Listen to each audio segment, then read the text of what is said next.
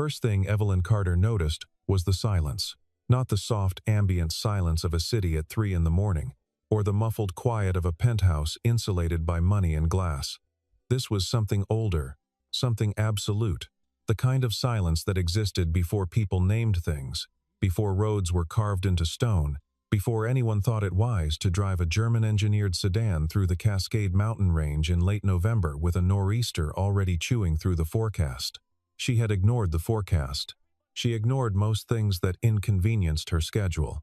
Evelyn sat very still in the driver's seat of her car, the dashboard dark, the engine cold, the heater already dropping from warm to merely neutral, and breathed in the particular smell of trapped air inside a vehicle that was slowly surrendering its heat to the mountain night. Outside, the snow came sideways, not the decorative kind that settled on railings and caught porch lights and made people in cities post photographs. This snow moved like it had somewhere to be, like it had a grudge. She pressed the start button for the 4th time. Nothing. She pressed it again. Then again. Then she sat back in the heated leather seat that was no longer heated and looked at her hands in the pale glow of her phone screen. 9% battery, no signal, and felt something she had not felt in many years. She did not know what to do next. Evelyn Carter, 36 years old, founder and CEO of Meridian Capital Group, overseeing $14 billion in managed assets across 4 continents, could not start her car. She had no signal to call anyone. She had no one to call, really not the kind of person she would call at 11:30 on a Tuesday night from the side of a mountain. Her assistant, Priya, was excellent in every professional capacity and would absolutely charter a helicopter at this hour, if asked. But Evelyn had told no one where she was going. That was the point. The meeting she was driving toward a private conversation with a land developer who had no appetite for being connected to Meridian in any public record required discretion. Discretion, it turned out, looked a lot like dying alone on State Route 20. She checked the phone again. 8%. She turned on the flashlight and swept it across the windshield, which had already begun to frost on the inside. The road ahead was invisible. The road behind was invisible. The pines on either side stood like tall, dark figures with their arms full of snow, indifferent. She could not remember passing a house for the last 20 minutes. She could not remember passing anything for the last 20 minutes except the mounting certainty that she had made a serious error in judgment. The temperature on the exterior thermometer had read 14 degrees Fahrenheit before the dashboard went dark. Evelyn had read somewhere in a brief period of her 20s, when she read things for pleasure rather than acquisition, that people who froze to death often removed their clothing at the end. Paradoxical undressing, the phenomenon was called. The dying nervous system misfired, sent warmth signals to the skin, and the person, experiencing a final delusional fever, stripped. They found them that way sometimes. In the snow, peaceful-looking, almost undressed, she zipped her coat tighter.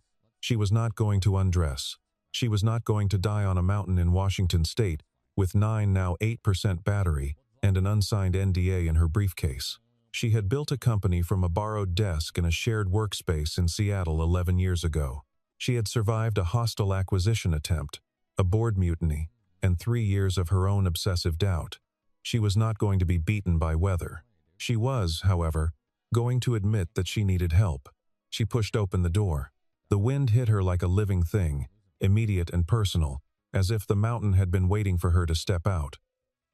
Snow filled her collar before she had taken 2 steps. She had good boots. She was always appropriately dressed, even for emergencies she had not planned for, but the drifts on the road shoulder were already knee-deep, and the asphalt was invisible beneath a flat plane of white. She turned on the flashlight and pointed it down the road. Nothing. She turned and pointed it back the way she had come. Nothing. Then, further back, perhaps 300 yards, a smear of orange light between the trees. A window. She walked toward it. The cabin was not what she expected. She had expected, perhaps if she was being honest about the assumptions living in the back of her mind, something ramshackle, sagging porch boards, plastic sheeting over a window, the kind of poverty that announced itself with structural decay. She had been raised in Spokane in a house where things were always slightly broken, and she had spent the subsequent 20 years trying to forget what that looked like. The cabin was small, but it was sound. The porch had been shoveled recently, there was a clean edge where the snow stopped and the wood began. A single lamp glowed behind a curtained window. Firewood was stacked in neat columns under the eave, more than enough to last the winter, and someone had taken the time to stagger the lengths and cover the top row with a tarp weighted down by stones. That was not the carelessness of a man who had stopped paying attention. She knocked. The door opened quickly, as if he had already heard her coming through the snow. He was tall, though he stood in a way that minimized its weight back. Shoulders not quite squared. The posture of someone who had spent years in spaces where height was a disadvantage or a provocation. His hair was dark and needed cutting. He was wearing a gray thermal shirt with a tear at the left shoulder that had been stitched closed with thread that didn't quite match. His hands, braced on either side of the doorframe as he looked at her, were the hands of someone who worked physically, and often the skin of the knuckles dry and cracked in the cold, a faint scar arcing across the back of the right one. His eyes were the color of slate after rain, and they moved over her exactly once, quick, complete, cataloging, and then settled on her face with an expression she could not immediately read. He did not look surprised to see her. "Car?" he said. "Dead," she said. He stepped back from the door. She came in. The interior was warm, genuinely warm. The wood stove in the corner putting out a real, wood-scented heat that she felt in her cheekbones within seconds of crossing the threshold. The space was a single open room on the ground floor, with a sleeping loft above. Everything in it was either functional or repaired. A cast-iron pan hung from a hook. A row of children's books stood between two river stones on a low shelf. A crayon drawing was taped to the side of the refrigerator, a yellow house, a tall figure, a smaller figure, and above them both, a sun with 14 careful rays. "Sit," the man said. And he said it not unkindly but without inflection, the way you'd speak to someone you'd already decided needed to sit down. She sat at the kitchen table. He put a kettle on the stove. He had his back to her. She noticed he never once asked her name, never asked where she was going, never asked the ordinary questions that people asked. He found a clean mug. He moved around the kitchen with the economy of someone who had learned not to waste motion. "There's a phone," he said. "Landline. In the hall. I need to make a call. It'll connect to the valley. Signal repeater. Better than nothing." She used it. She reached Priya on the third ring, already half awake. And within 40 seconds her assistant had the location noted, a tow company on hold, and a reservation at the nearest lodge that was technically still open. The roads, Priya said in her careful way, would not be passable until morning, possibly later. Evelyn hung up and came back to the kitchen. He had put the mug on the table. Tea, plain black tea, no ceremony about it, and beside the mug, a folded blanket that he set down and walked away from without comment. She wrapped it around her shoulders and looked at the wood stove and felt, slowly, the particular relief of a body remembering it is warm. "I can pay for the night," she said. "No need. I'd prefer to." He looked at her with that unreadable expression again. "I said no need." A small sound came from the loft. A shift. A creak. The specific soft landing of small feet on wood, and then a child appeared at the top of the loft stairs. She was perhaps 7 or 8 years old, with the same dark hair as the man and eyes that were lighter hazel, catching the lamplight. She was wearing pajamas with small foxes on them, and she was holding a stuffed rabbit by one ear. She looked at Evelyn without alarm, only curiosity.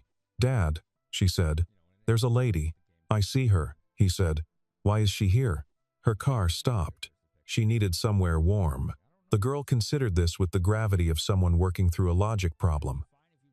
Then she descended the rest of the stairs, crossed the room, and climbed onto the chair beside her father at the counter. She set the rabbit on the counter. She looked at Evelyn. "I'm Lily," she said. "Eveline. That's an old-fashioned name," Lily said, not unkindly. "It was my grandmother's." Lily accepted this with a nod. "Do you want to see my rabbit?" "His name is Marcus. He's been to 4 states. The man, her father, put a glass of milk in front of Lily and said, "Back to bed. School in the morning." There's no school. It's snowing. Back to bed anyway. Lily slid off the chair with the patience of someone who had lost this particular argument before and was conserving energy for future ones. She paused at the foot of the stairs, rabbit dangling, and looked at Evelyn one more time. "The couch is comfortable," she said. "I sleep on it sometimes when I have bad dreams." Then she went back up. The man refilled his own mug. He did not look at Evelyn. Outside, the storm pressed against the windows. He still had not told her his name. He told her in the morning, over coffee that was considerably better than the tea ground from whole beans, precise with the water temperature, the way you learn to do things when there was no going out to get a better version. His name was Daniel Hayes. He volunteered nothing beyond the name. He did not offer a last name at first. She found that on the landline's caller ID register, when she used it again to check in with Priya. Hayes, D. The address was a rural route number, nothing more. The storm had not cleared. If anything, it had deepened overnight, and the road she had walked in from was invisible under 2 additional feet. The tow company Priya had reached a small outfit out of Winthrop, said they weren't dispatching anything until the county plows came through. And the county plows were prioritizing the valley floor. It could be today, it could be tomorrow. Evelyn had nowhere to be that could not wait, technically. The land developer would reschedule. Men who needed money always rescheduled.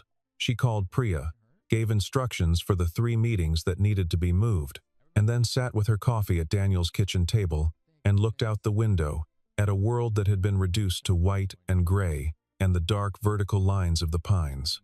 Lily ate cereal at the counter, talking with a focused energy that suggested she had been waiting all morning for an audience. She explained, in careful sequence, the complete narrative history of Marcus the rabbit, the plot of a book she had been reading about a girl who befriended a bear, the structural differences between the 2 species of woodpecker she had observed from the back window, and her current theory about why snow was quieter than rain. "Because of the shape," she said, very seriously. "Rain is round at the bottom, and it bounces. Snow is flat, and it sticks. Flat things don't make noise. That's actually close to being scientifically accurate," Evelyn said. Lily looked at her with the solemn satisfaction of someone whose theory had been validated by an adult who seemed like they might know something. "I know," she said. Daniel moved quietly through the morning chores, bringing in wood, checking on something outside that required him to put on his coat and go around the back of the cabin for 20 minutes, clearing the snow from the porch steps with a long-handled scraper. He worked methodically. He did not rush. He was not performing anything. He simply moved through his tasks with a completeness that was almost monastic. Evelyn watched him from the window. There was something about the way he stood when he thought no one was looking. Not the relaxed slouch of a man at rest, but a specific, trained stillness, weight-balanced, peripheral attention held wide. The posture of someone whose body had learned at some point to be ready. She had been in enough high-stakes rooms to recognize the particular quality of a person who had been through something that left a mark on how they occupied space. She noticed other things, too, more gradually. The radio on the kitchen counter, an older unit, AM, FM, with an antenna that had been extended and angled with care, was always on at low volume, always tuned to the same station that ran national news at the top of every hour. He never changed it.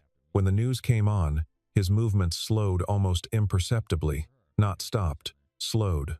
There was a shelf of maps above the radio. Topographic maps, the USGS variety. The kind with elevation lines and terrain shading. The ones visible from where she sat covered the area within perhaps 50 miles. Peaks and passes and valley floors marked in that dense, patient language of the land. Someone had folded them with care, the creases deliberate, suggesting they had been unfolded and refolded many times. And there was the door at the far end of the cabin, past the wood stove and the shelf of children's books, that was closed and fitted with a padlock that was not decorative. It was a heavy-duty padlock, the kind you'd put on something you genuinely did not want opened. The door itself was solid core. She had seen enough construction to know the difference between a hollow core interior door and one with weight behind it. He caught her looking at it that afternoon. She did not look away. She was not a person who looked away. He turned back to what he was doing, which was sharpening a knife with a whetstone. The careful, rhythmic scrape of it the only sound for a moment. "Storage," he said. "Of course," she said. He did not say anything else. But the knife moved a little faster on the stone. By the second afternoon, Lily had adopted Evelyn with the casual completeness that children reserve for animals and house guests who don't fuss. She showed Evelyn her room in the loft, which was, in fact, a half-loft separated from her father's sleeping area by a bookshelf used as a partition, and introduced her to the full population of stuffed animals, explaining each one's biography with the detail of a naturalist. "Marcus is the oldest," she explained. "He came from before we moved here." "How long have you been here?" Lily considered. "I was 5 when we came. I'm 8 now. So 3 years. Do you like it?" "I like the birds. And the snow. And that it's quiet." A pause. "Sometimes I miss things." "What things?" Lily picked up Marcus and smoothed his ears. "I don't know. Other kids. Maybe. But Daddy says we have to be careful for a while longer." "Careful about what?" The girl looked at her with eyes that were too measured for 8 years old. "He doesn't say exactly. But I think it's about before." She said before the way some children said when Mommy was here, or when we had the other house as a temporal landmark that organized everything into 2 eras. Evelyn did not push. But she thought about it. That night she woke at 2 in the morning. Cold, the wood stove had settled to coals, and heard Daniel moving quietly in the main room below. Not restless. Not insomniac. Purposeful. She heard the radio's volume increase for approximately 4 minutes. Then decrease again. She heard the careful sound of paper being unfolded. Then folded back. Then, silence. Then the sound of him standing still for a long time. She lay in the dark of the loft and looked at the ceiling and listened to a man standing still in a room, 1 floor below, and felt for the first time in years the specific awareness that she was in proximity to a story she did not know. She was almost never in proximity to stories she did not know. She had people for that: analysts, investigators, consultants, who mapped the landscape of every entity she considered. She had built an empire on knowing things first. She did not know Daniel Hayes at all. She did not plan it. That was the truth, and she was honest enough with herself to hold it. She was not a person who snooped. She valued privacy, her own, fiercely, and she had never experienced any particular curiosity about the private architecture of other people's lives. But she woke at 4 in the morning on the second night to the sound of the back door closing. And she lay still for a count of 60, and then she stood up and came down the stairs in her socked feet and crossed the main room. The padlock was not on the door. It was sitting on the shelf beside it, open. She stopped. She looked at it for a long moment. She looked at the door. She opened it. The room was small, perhaps 10 by 12, and it served, clearly, as a combination of workshop and archive. A workbench along one wall held tools that were not for wood or metal. A multi-band radio transceiver, compact and serious, with a notebook beside it filled with handwritten frequency lists. A handheld scanner, batteries, organized by type and size, in labeled rows. The kind of inventory a person assembled if they thought, carefully and over time, about what they might need when other things stopped working. On the opposite wall, mounted to the bare plank with simple metal clips, were 3 things. The first was a topographic map of the Pacific Northwest, larger than the ones on the kitchen shelf, with markings in 2 different inks, older notes in blue, newer ones in red, routes, elevation markers, several locations circled, with dates beside them that began 4 years ago and ended approximately 6 months prior. The second was a photograph in a plain frame. A group of men in military dress, desert backdrop. The light of somewhere very far from Washington State. She could not immediately find Daniel in it. And then she could back row. Second, from right.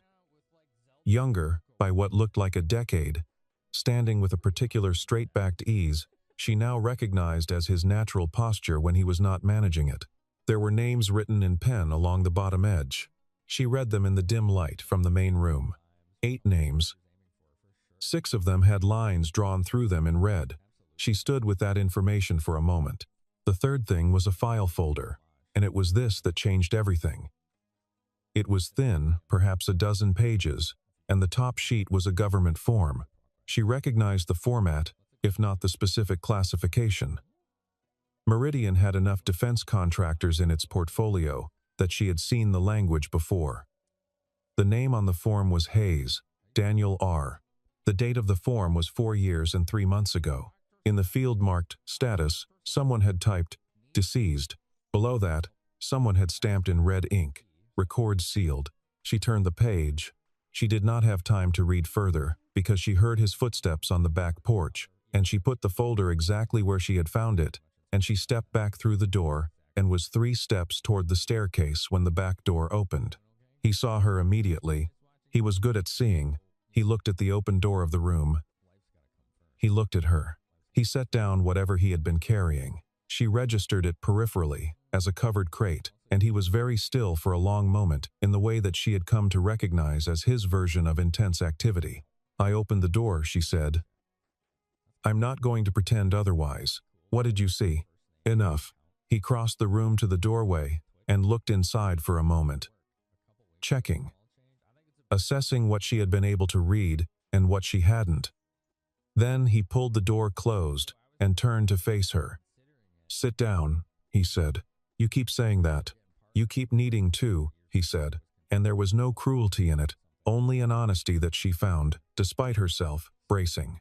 She sat.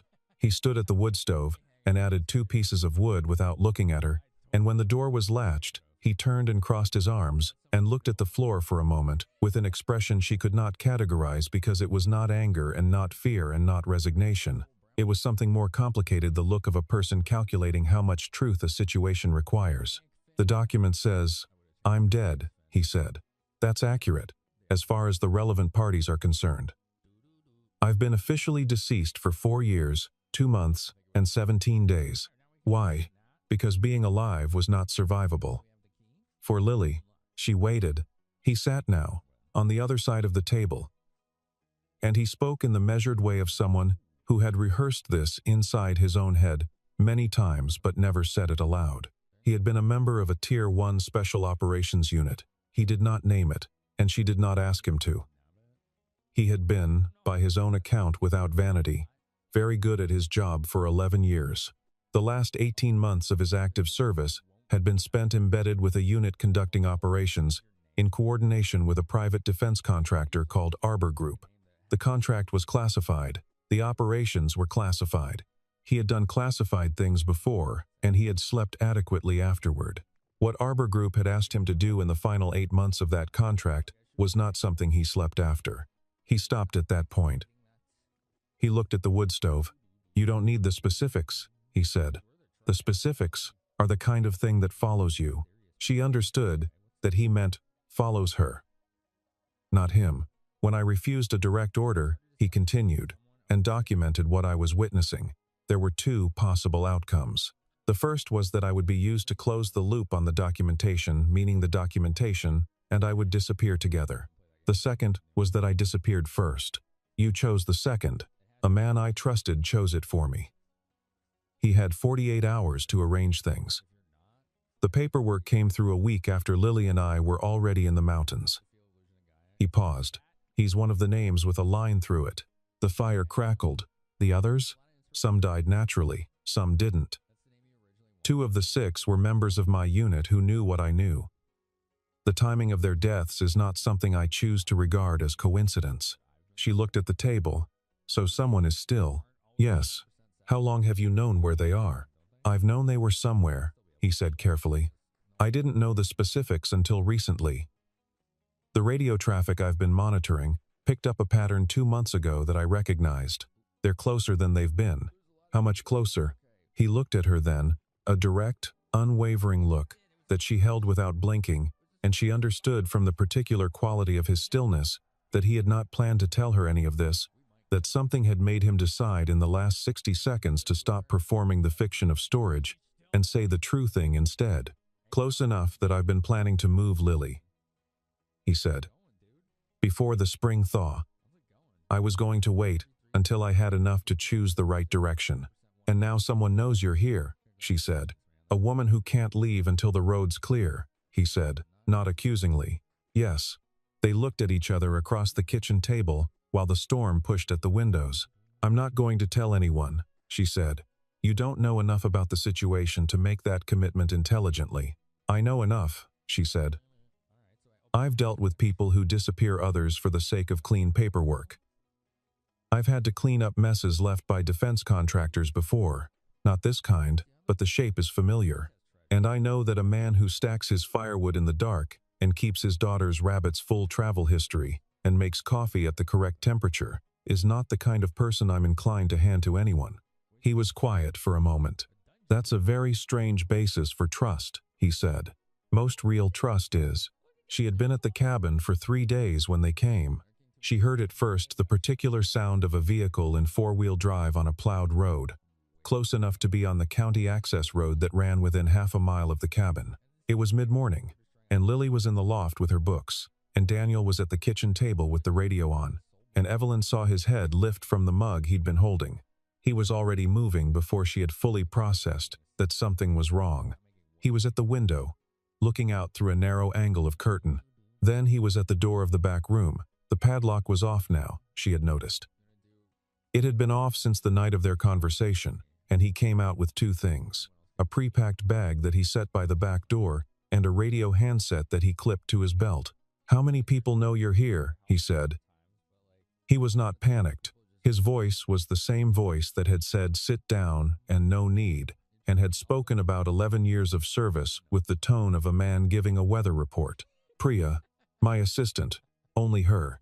She hasn't told anyone? She's been my assistant for 6 years. She doesn't tell anyone anything. He nodded once, accepting this, and then he said, Lily. Lily came down the stairs without being called a second time. She took one look at her father's face, not at the bag, not at the handset, at his face, and something shifted in her expression, a careful composure, settling over it that had no business belonging to an 8-year-old. She had done this before. She knew the routine. She put Marcus in the front pocket of her sweater. The woods trail? She asked. Not yet. Hall closet first. Stay quiet. She went to the hall closet and sat inside it, and Daniel handed her the bag through the door, and she held it in her lap and pulled the door mostly closed without being told. Evelyn stood in the middle of the main room. What do you need me to do? Nothing, he said. Sit at the table. If they come to the door, you're a stranded traveler. My cousin. You don't know anything about anything. And you? He looked at the back door. I'll be nearby. That's not an answer. He looked at her then, briefly, and something in the flat slate of his expression softened by exactly 1 degree. I'll be close enough, he said. I've been handling this for 4 years. I know what I'm doing. He went out the back. She sat at the table. She poured a second cup of coffee with very steady hands. The steadiness was an act of will, and she was good at acts of will, and she was sitting with it when the knock came at the front door. 2 men. Both dressed in civilian cold weather gear, expensive, tactical, in construction, without being uniformed. The one in front was perhaps 50. With the kind of tan you earned in places far from the Cascades, and a face that had been carefully arranged into a pleasant expression. The second stood back and to the right, hands loose at his sides in a posture that Evelyn now recognized as the posture of someone ready to move. Morning, said the first man. Sorry to bother you. We're looking for a property owner, Hayes? We're from the county assessor's office. Routine check on a dispute over the access road easement.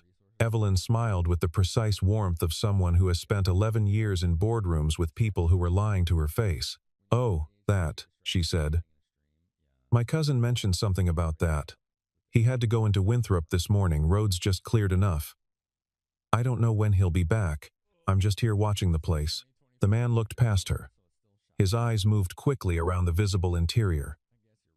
And you are? Evelyn Marsh. She said her mother's maiden name, offered without hesitation. I'm just here for a few days. Right, he said. Right. Well, if you could pass along. He stopped. She did not know what he had seen. But something in the room had snagged his eye. Perhaps the maps, visible on the kitchen shelf, or the radio unit that Daniel had left on its lowest setting. Something. "That's a nice radio setup," he said. "I wouldn't know," she said. "He's always had equipment like that." "A beat." "Of course," the man said. "Thanks for your time." They left. She watched through the curtain as the vehicle, a black SUV, the kind that government pools and private contractors both ran reversed on the access road, and headed back toward the county route. Daniel came through the back door 40 seconds later. She had not heard him on the porch. "They'll be back," he said. "I know. Tonight or tomorrow morning. I know that too." She set down her coffee. "Let me make some calls." There was a category of people in Evelyn Carter's professional life who existed in the spaces between visible power and its exercise. She knew attorneys who had never appeared in a public filing, and whose work consisted entirely of making certain other work stop. She knew investigators whose firms had no website, and whose clients had no appetite for explanation.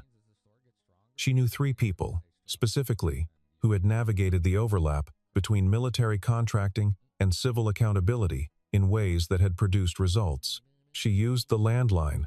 Daniel stood at the window with his back to her, watching the road, while she made 4 calls over the course of an hour and a half. She spoke carefully and specifically, and she did not explain more than was necessary, and she spent, over the course of those calls, what she privately estimated as a significant sum in future fees and favors, which was money she had, and had always been willing to spend on things that mattered. She had never before been entirely certain what category of thing mattered enough. On the 4th call she reached a man named Garrett, no last name offered, which was standard, who worked in a consultancy whose actual function was translating classified wrongdoing into forms that could be received by oversight bodies, without triggering the mechanisms that typically silenced the sources of such translations. It was painstaking work. It took months. It required the kind of documentation that was currently sitting in a locked room in a mountain cabin. "How complete is the file?" she asked Daniel when she was off the phone. He turned from the window. "Complete enough. I kept copies in 3 places. The room here, a safety deposit box in Portland under a different name, and an encrypted remote archive. All 3 will need to be consolidated and transmitted. That takes time. Garrett's team is fast when they're motivated." "How do you know that?" She looked at him. "Because I've motivated them before.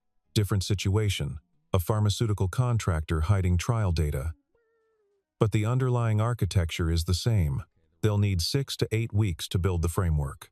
During those 6 to 8 weeks, the people in that SUV will know the file is in motion, and that moving on you creates more problems than it solves." Daniel was quiet for a long moment. "You're describing a standoff," he said.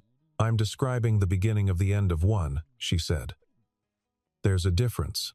He looked at her with an expression she could not fully decode, not gratitude, not relief, something more complicated than either. The expression of a person who has been carrying something very heavy for a very long time and has just been told they can set it down temporarily, and is not yet sure they believe that is safe. "Why?" he said. It was a genuine question, not a rhetorical one. She thought about it honestly. "Because Lily told me your coffee cup belonged to her mother." He stilled. "She mentioned it this morning, when we were washing up. She said, you keep it because it was your wife's, and that her mother died in a car accident 3 years ago, and you thought it wasn't an accident." She paused. "I don't have children. I have never lost anyone I couldn't replace, professionally speaking. But I know what it looks like when someone is protecting the only thing they cannot afford to lose." He looked at the floor. Something in his jaw worked. "She talks too much," he said, but without any real force behind it. "She talks exactly the right amount," Evelyn said. The roads cleared the following morning. The tow truck came in the early afternoon, a man named Chester from Winthrop, who had the practiced cheerfulness of someone who made his living in bad weather, and was at peace with it. He got the car running in 35 minutes. It was, in the end, a fuel delivery issue, ice in the line, simple and mechanical, nothing dramatic. Evelyn paid him and thanked him, and drove the car to the far side of the clearing, where the road began. Then she came back. Lily was on the porch. sitting on the cleared steps with Marcus in her lap, watching the sky, which had gone a particular pale blue that only existed in the mountains after a major storm washed clean, the color of cold water. She looked up when Evelyn came back across the snow. "Are you leaving?" she said. "I came to say goodbye." Lily considered this. "Goodbye is sad," she said. "But only if you mean forever. If you mean for now, then it's just a pause." Evelyn sat on the step beside her, despite the cold seeping through her coat. "You're very good with words," she said. "Daddy reads to me every night," Lily said. "Long books. He says if you hear enough words, you start to know which ones are right. He's correct." Lily looked at her sideways. "Are you going to help him?" "I'm already helping. I mean really help. So that we can maybe—" She stopped, and Evelyn could see her organizing something behind her eyes. "So that we can maybe not always be so careful." Evelyn looked out at the snow and the trees and the pale sky and thought about $14 billion and the 14 years it had taken her to build them, and the question of what any of it was actually worth in a universe where an 8-year-old sat on a mountain porch in the winter, asking to not have to be afraid. "Yes," she said, "really help." Daniel came to the door. He looked at the two of them on the step and then looked out at the sky the way he looked at everything thoroughly, taking inventory. He came and stood at the edge of the porch. "Cars running," he said. "Yes." "Roads will be clear to the valley." "Yes." A pause. The sky over the mountains had begun to go gold at the edges. The late afternoon light, coming in low and long. "I left a number," she said, "on the kitchen table. Not my public line, a number that goes to Priya directly. If anything changes, if the SUV comes back, if you need anything, moved quickly." He looked at the paper in his pocket. She had not seen him pick it up, but he had picked it up, because he was careful about things. "I don't generally call people," he said. "I know. Call anyway." He looked at her with the unreadable look that she had, over 4 days, learned to read slightly better. It was not unreadable. It was careful. The expression of a man who had reasons for every wall and was deciding about this particular one, whether the reasons still applied. "There's a guest house," she said, "at the property in Wenatchee. It's staffed, it's secure, it doesn't appear in my public assets, it's held through a foundation. If you need to move before Garrett's team is done, if you need somewhere with more exits." He was quiet. "Lily could go to school," Evelyn said. "A real school. There are trails behind the property. Good ones." She was not advocating. She was not persuading. She was laying out the available terrain and leaving the navigation to him, the way she had learned to do with people who had been told where to go for too long. Lily had gotten up from the step at some point and was standing beside her father, holding Marcus by one ear, looking up at him with the patient, serious attention of a daughter who had learned to read her father's face the way he read topographic maps. Daniel looked at the mountains. He looked at Lily. He did not say yes. He was not a man who said things quickly, but he reached down and put his hand briefly on the top of his daughter's head, a simple, weightless gesture, the kind that did not require explanation, and Evelyn understood that it was not nothing. She walked back to her car. She drove down off the mountain, through the pale blue cold and the long shadows of the pines and the winding white road that led back toward the valley and the city and the life she had built with the part of herself that was very good at building things. She was halfway to Wenatchee when her phone reconnected to the network, and the notifications arrived in a cascade: 47 messages, 12 missed calls, 3 urgent flags from Priya. She set the phone face down on the passenger seat. She drove another 20 minutes in silence, watching the mountains fall away in the rearview mirror, still white and enormous and indifferent, holding their secrets the way mountains held everything, without effort, without judgment, without any particular interest in being understood. Then she picked up the phone and called Priya. "Push everything to next week," she said, when her assistant answered. "I need you to set up the Wenatchee property. The guest house. Clean lines, warm, nothing that draws attention, and find out what it costs to enroll a child in the Wenatchee School District mid-year." A brief pause. Priya was excellent at pauses that did not ask the questions she had decided not to ask. "Of course," she said. "Anything else?" Evelyn looked at the mountains one more time in the mirror. "Stock the kitchen," she said. "Good coffee, whole beans, and whatever foxes are on." She stopped. "Get whatever pajamas are appropriate for an 8-year-old. I'll explain later." She hung up. The road curved, and the mountains disappeared from the mirror, replaced by the ordinary World Valley farms. A gas station.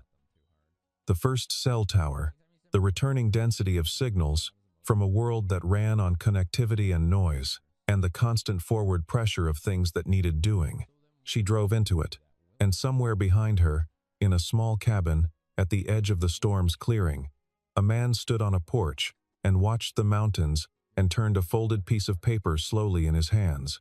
His daughter's voice came from inside.